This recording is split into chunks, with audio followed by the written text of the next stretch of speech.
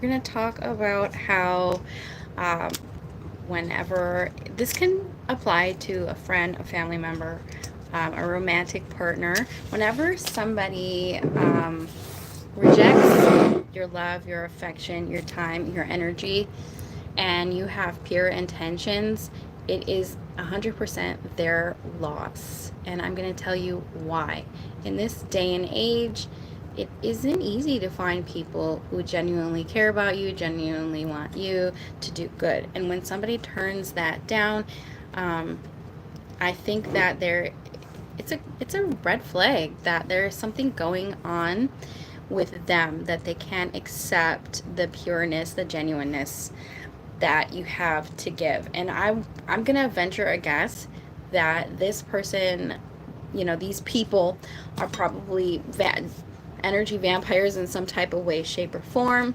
Okay, they will drain your energy. They having them around, you probably notice that maybe you have more anxiety, maybe you have more headaches. Okay, maybe things are worse for you when you're around these type of individuals because they're not on a genuine frequency. We're doing this, the frequency. They haven't raised their vibration to the capacity of love to be able to give and receive the way that you have. So I wouldn't take it personal, although it does feel personal, okay, and it could hurt to be rejected by someone, and it's because they don't have that same capacity. They're not at the level. They can't see what you have to give. They can't appreciate it because they don't know what it's like. Okay, or part of them wonders why you would offer that to them, right? That is a vibrational mismatch. It's a vibrational mismatch. I'm gonna pull some cards as a talking point, okay? Ace of Cups in reverse. Sometimes it takes the people a while to actually realize the connection that they have with you. It can feel unrequited at first because it takes people time to recognize what they have. Sometimes, hello, how are you? That people don't really realize what they have until it's gone. People will take you for granted until they don't have you anymore. Because they can't see the forest for the trees. They don't know what they have. And that's 100%. Once again, it's their loss. They don't know what they had. A lot of people are confused in life, and if they have other choices, they may seek out a shiny thing, right? I can have anything I want. I'm overwhelmed. I'll take something that's shiny and that's new. Sacrificing the comfort. And I have spoken firsthand with people who are in relationships that are secure and they feel bored. And that's because they don't know how to be in a secure attachment. And they will go after something new and exciting. It's that shiny object syndrome. Once they have something that they want, they don't want it anymore. They have to chase something new. They're very complacent. People are very complacent that way. And so, yeah, so they think that if they get something else or someone else, that's going to fill that hole within them, or they're chasing after that, that chaos. That's a dopamine high. And sacrificing something good that they have for this kind of dopamine fix because they're confused or because they don't know what they have in front of them, right? Once again, that's their loss. They're going to regret it in the future. Toxic independence. Some people don't know how to accept help.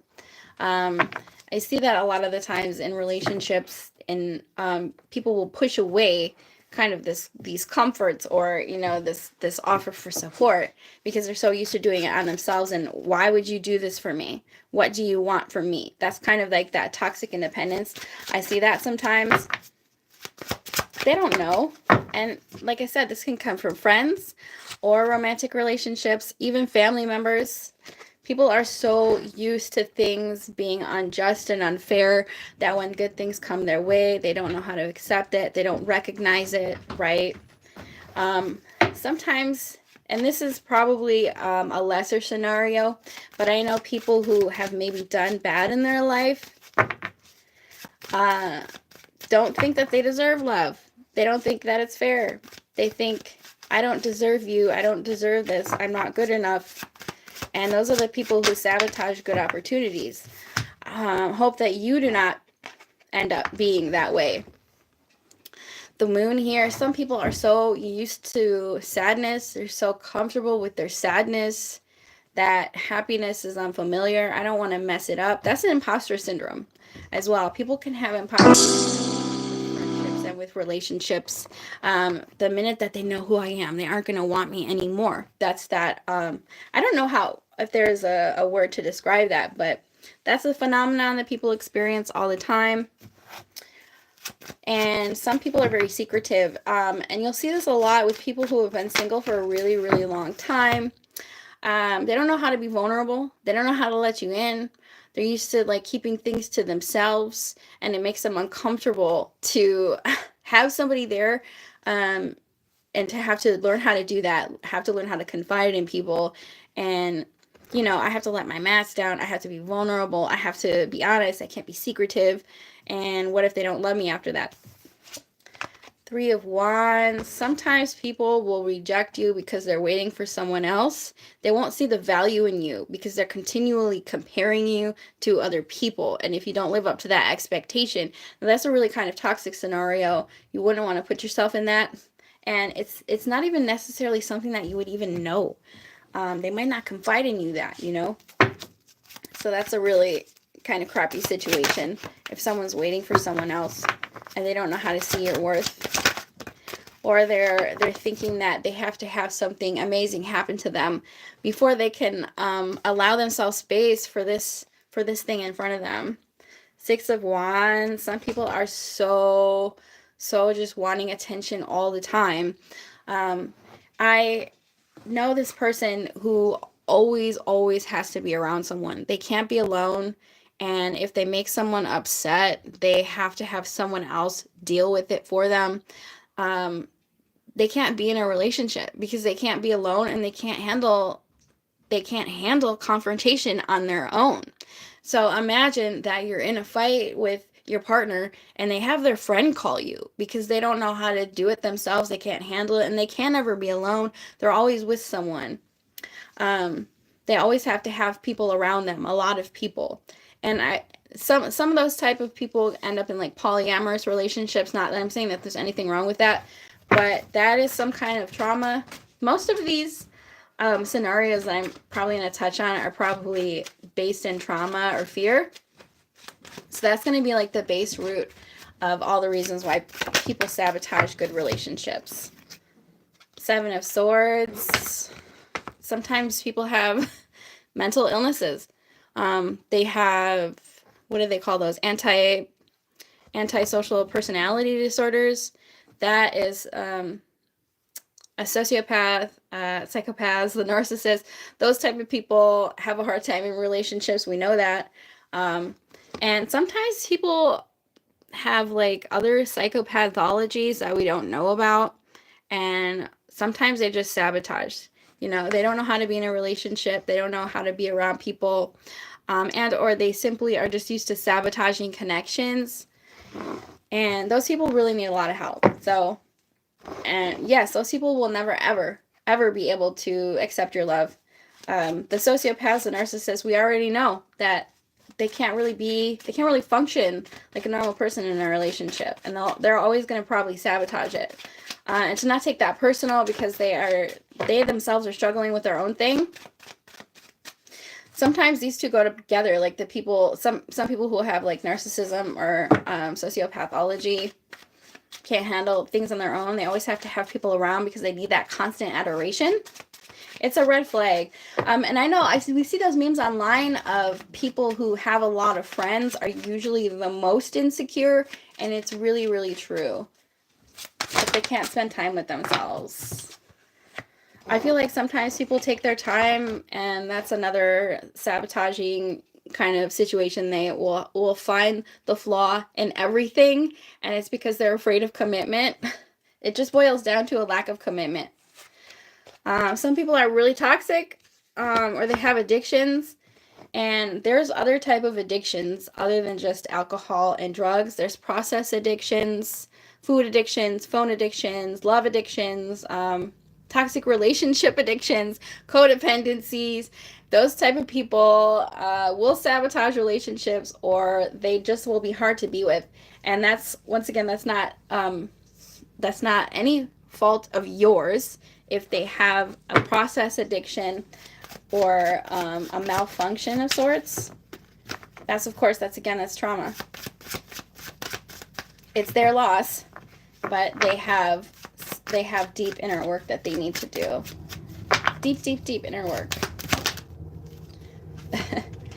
The Hierophant. I've never seen this one personally, but there are some people who are very, very religious, and they have cultural beliefs, and that can be a way that people kind of sabotage connections if you're not, let's say, if you're not the same religion as them, if you don't have the same beliefs as them, or if they're super, like, I want to say, traditional with their values. That can be another way that people sabotage relationships. I never experienced that one myself, though. Some people just don't know how to be, they don't know how to be reciprocal. There are a lot of people out there who don't know how to have texting conversations, or they don't know how to be in a relationship. They don't know how to contribute. They don't know how to be reciprocal in a relationship. Three of Pentacles. I don't know how to cooperate. I don't know how to be in it. That's very basic. I don't know how to be in a friend. I don't even know how to be a friend. Some people maybe don't know how to be a friend. Like, they don't know how often they have to message you or invite you out or put in the work. It's just, I don't know. It's not always straightforward for everyone. Four of Pentacles in reverse.